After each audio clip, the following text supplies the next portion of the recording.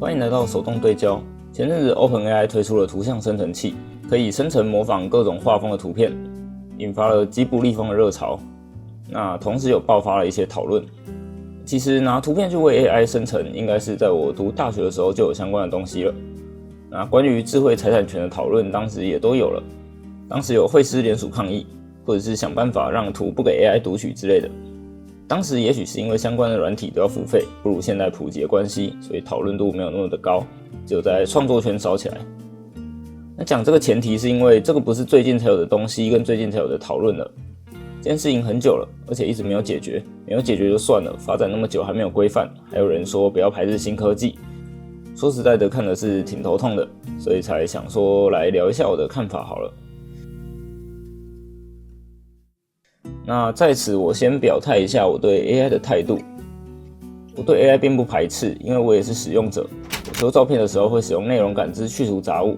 那我做设计的时候有使用过 AI 生成的素材。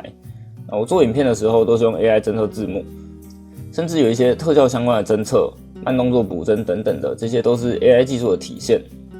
那我也有想过 AI 绘图能不能加速分镜脚本的制作流程。我也思考过 AI 生成的相关技术能做到什么程度，能不能让我用更快的速度、更节省能量的方式去做影片创作。所以说拥抱科技它不是坏事，有问题的往往是使用者而不是工具。我今天想讲这个主题不是因为我讨厌 AI， 而是我认为在 AI 的时代，我们更应该发展出相对应的社会规范跟思维。今天就分成两个我比较在乎的方向来讨论，分别是 AI 生成造成的社会问题，以及 AI 绘图的智慧财产权问题。AI 现在能生成哪些东西？我们能看到很多搞笑的影片、动画，还有照片、绘画、声音等等的。之前盛嚣尘上的换脸这种特效，就是 AI 生成的问题产物。这个问题至今都还没解决。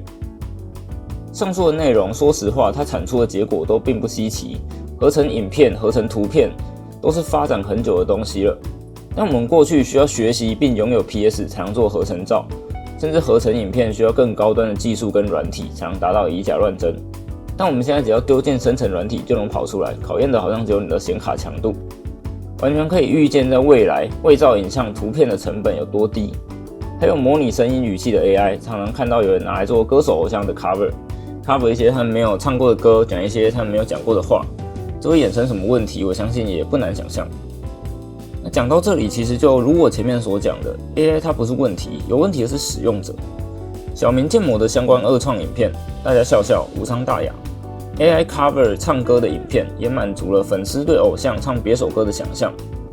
但这些的前提都是因为我们知道它是假的，所以有趣。但如果我们不知道的话，甚至它是负面内容，它还会有趣吗？几年前大选的时候，就曾有长辈拿着女性立委候选人的换脸影片，说她拍过 A 片。那用合成图片来做侮辱造谣，这其实也不是新闻了，在过去 PS 时代就有了。那个人想象在未来 AI 发展的越来越好，越来越不需要技术门槛的前提下，会有多少难以辨认的伪造影像、声音？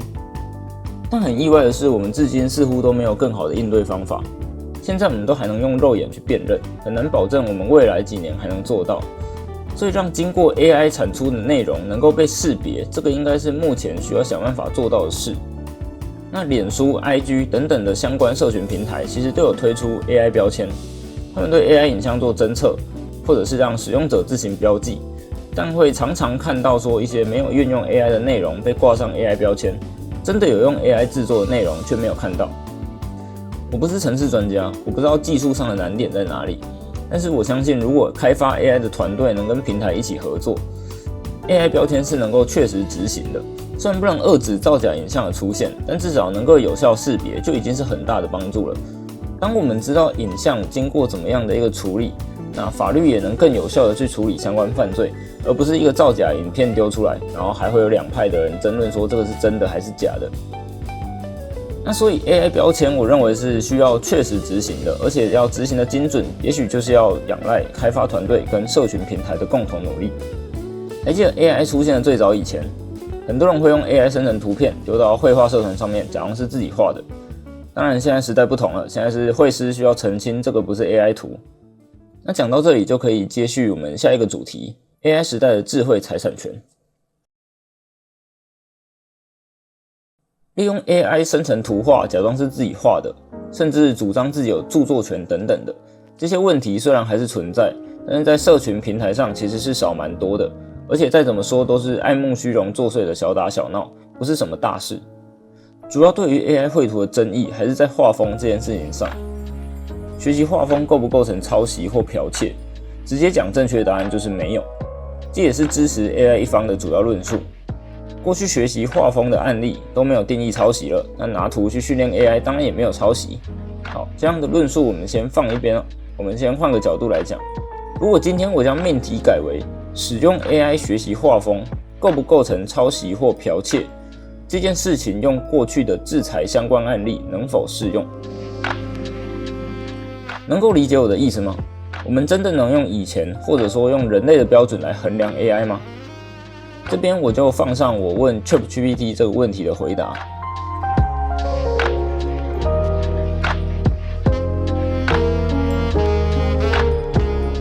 好，做一下效果。拿 AI 问题去问 AI， 我想不到有比这个更蠢的事。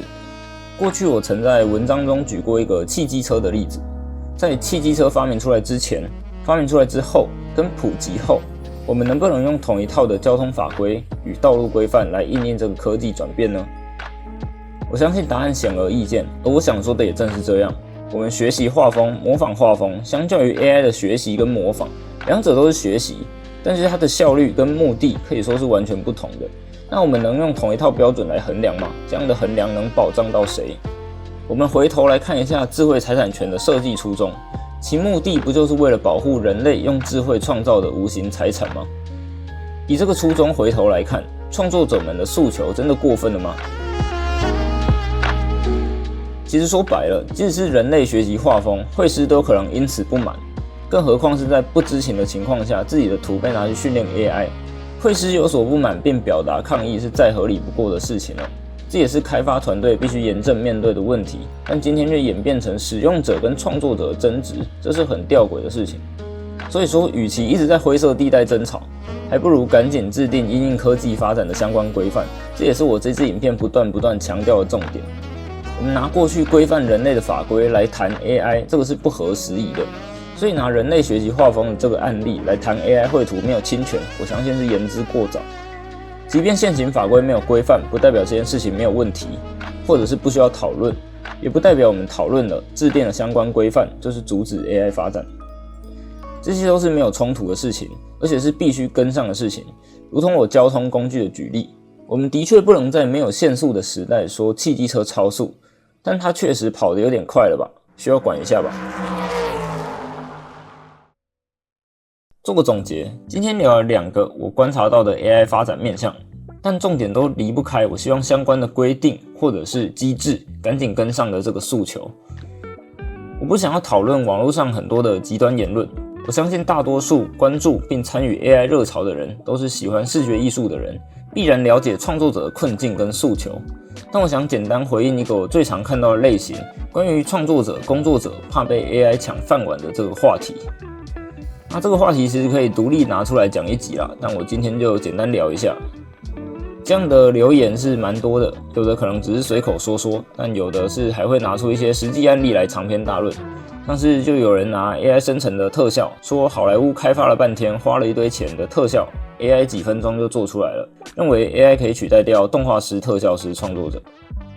那这类的话题其实蛮无聊的，因为会讲这种话的人，大部分都不是相关的从业人员，或者是相关科系毕业的人。特效本来就会随着科技发展越来越容易做。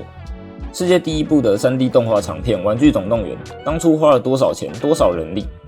但现在可能一个动画系的学生就有办法达到那个程度跟品质，甚至能更好。但你会说这个是皮克斯或迪士尼的大危机吗？那回头来讲创作者，相机出现，绘画艺术依然存在；电脑绘图出现，手绘实体化依然屹立不摇。3D 动画出现，纯手绘的2D 动画还是能与之分庭抗礼。艺术在变化，但是它从未消失。而创作者、艺术家也没有那么脆弱。会讲那些话的人，他们其实并不在乎艺术，甚至不在乎 AI 发展，他们只是喜欢随着风向讪笑别人努力为乐的可怜人而已。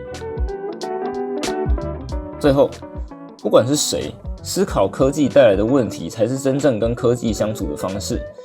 AI 的进步非常快速，而且非常有感。那同时相关的法规跟措施也是非常有感的纹丝不动。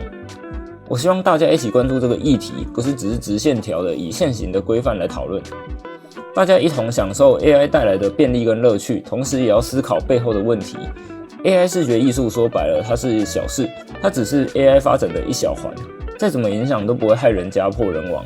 但我们如果不去思考怎么样变得更好，怎么样社会问题减少，一味的说拥抱科技，最后只会像换脸影片那样满天飞，无法可管。而维护创作者的权益，也是每个人或者说每位观众的责任。毕竟 AI 再怎么模仿，也不会给你变出一部超越《神隐少女》的动画大片。给创作者一个保障，一个好的创作环境，才有可能有更好的创作内容，大家也能有更好的娱乐体验。那大家想要有更好的娱乐体验呢？可以订阅 Netflix。无论是影集、电影、动画还是节目，你想得到的，它通通都有。好了，开玩笑。最后，我抛出一个问题给大家：如果今天 OpenAI 推出了一样的功能，你一样可以丢你自己的照片，一样会变 2D 插画风格，但是它没有标榜吉卜力风，大家还会觉得那个是吉卜力的风格吗？